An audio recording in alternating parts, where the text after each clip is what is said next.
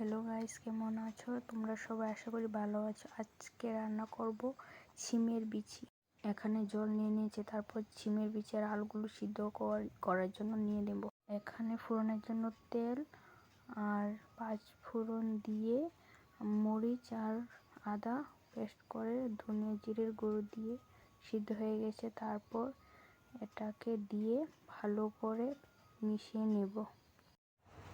ভালো করে নেড়ে মিশিয়ে নিয়ে তারপর দিয়ে দেব লবণ, পরিমাণ মতো লবণ নিয়ে তারপর একটু নেড়ে জল দিয়ে দেব। ভালো করে সিদ্ধ যাওয়ার পর জলটা সিদ্ধ হয়ে যাওয়ার পর মশলা দিয়ে দেব। এখানে মিট মশলা দিয়ে দেব। আপনার মিট মশলা দিয়ে তারপর হয়ে গেল আমাদের ডাল।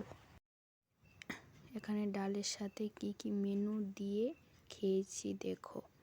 এখানে নিয়েছি ভাত, লবণ, লঙ্কা, পেঁয়াজ, গাজর, লেবু, ডিমের অমলেট, তারপর নিয়েছি দুর্দান্ত স্বাদের ডাল।